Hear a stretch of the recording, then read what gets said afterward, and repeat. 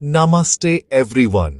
आज हम गीता के कुछ सबसे गहरे, सबसे सुंदर तत्वों को एक्सप्लोर करेंगे, ज्ञान के लेयर से लेकर भक्ति के रस तक। आज का सेशन बिल्कुल स्टेप बाय स्टेप इस तरह से बनाया है कि आपको पूरा फ्लो समझ आ जाए।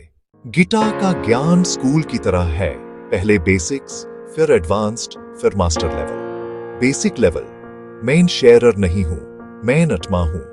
ये चैप्टर 2 का सबसे पावरफुल ज्ञान है। जब यह बात पक्की हो जाती है ना, शारीरिक प्रॉब्लम्स अपने आप हल्की हो जाती है, भौतिक चिंता कम हो जाती है, मृत्यु का डर खत्म हो जाता है। इसलिए इसे अभयदान कहा गया है।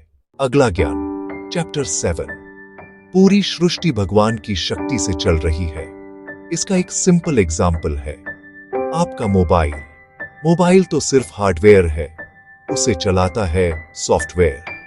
वैसे ही हम सिर्फ देख रहे हैं, पर चल सब भगवान की अदृश्य व्यवस्था से रहा है। आप खुद कुछ नहीं करते, सब हो रहा है।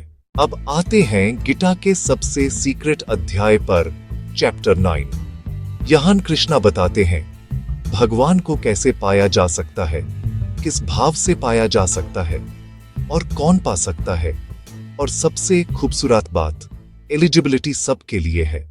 कृष्णा 9 प्रकार की भक्ति बताते हैं, नवधा भक्ति।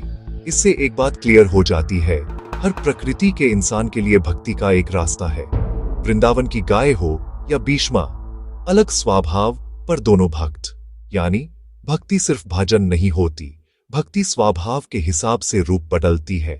जब भक्त सरेंडर कर देता है, कृष्णा गारंटी लेते हैं, मैं रक्षा करूंगा, अब आप नहीं, भगवान रिस्पॉन्सिबल हो जाते हैं। गीता का एक ब्यूटीफुल पॉइंट, भगवान वस्तु नहीं, भाव ग्रहण करते हैं। मतलब प्रोसेस से बढ़कर प्रेम इंपॉर्टेंट है। भक्ति रिचुअल्स में नहीं अटकती, दिल का भाव सबसे बड़ा है। भक्ति सबसे इजी क्यों? क्योंकि आप भगवान को किसी भी रिलेशनशिप में पा सकते हो, बच्चे की तरह, दोस्त की तरह, स्वामी की तरह या प्रिया की तरह। बस दिल पवित्र हो, ईर्ष्या मुक्त हो और कोई एक्सपेक्टेशन ना हो। मगर और हाथी का एग्जाम्पल बहुत फेमस है। जब हाथी डूब रहा था, उसने पूर्ण विश्वास से कृष्णा को पुकारा। हम सब दुख में याद करते हैं, पर कितने लोगों को विश्वास होता है कि भगवान आएंगे? वही विश्वास ही भक्ति का सार है। भक्ति की एलिजिबिलिटी सिंपल है, ईर्ष्या मुक्त शुद्ध हृदय। नो डाउट तभी अनकंडीशनल लव पॉसिबल होता है। एक भक्त दुख से दुखी नहीं होता, सुख से बंधकार नहीं रहता, वो बैलेंस में रहने लगता है। महात्मा निरंतर कीर्तन चिंतन मानन करते हैं। भक्ति उनकी सांस की तरह होती है, एफर्टलेस, एक्सपेक्टेशनलेस, फियरलेस। कृष्णा कहते हैं मत मांगो, क्योंकि मांगते ही हम इच्छा में बंध जाते हैं। राजा का एग्जाम्पल याद रखो, थोड़ा धन लेने से बेहतर है राजा को ही घर ले आओ। वैसे ही भगवान को दिल में बिठाओ, फिर इच्छाएं खुद डिसॉल्व हो जाती हैं। नवाधा भक्ति, श्रवाणम, परीक्षित कीर्तनम, नरात स्मरणम, प्रहलाद पाद सेवानम, लक्ष्मी अर्खानम वांदानम, ध्रुव दास्यम, हनुमान सख्यम, अर्जुन आत्मा निवेदानम, बाले। भक्ति पानी जैसे होती है, कंटेनर के हिसाब से शेप लेती है।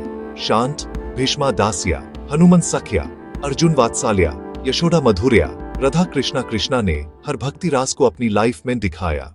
कोई कृष्णा को एकत्वा से देखता है, कोई पृथकत्वा से, कोई विश्वात्मक रूप में। यानी दृष्टि बदलो, ब्रह्मा को हर जगह देखोगे। अहम ब्रह्मस्मि का मतलब मैं भगवान हूं बिल्कुल नहीं। जैसे बूंद सगर नहीं होती, किरण सूर्या नहीं होती, पर दोनों अंश हैं। हम भी परम चेतना का अंश हैं।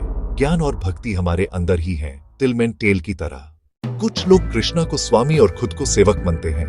ये भी भक्ति का एक खूबसूरत संबंध है। जब दृष्टि बदलती है, हर चीज में भगवान दिखेगा। ये है विश्वात्मक भाव।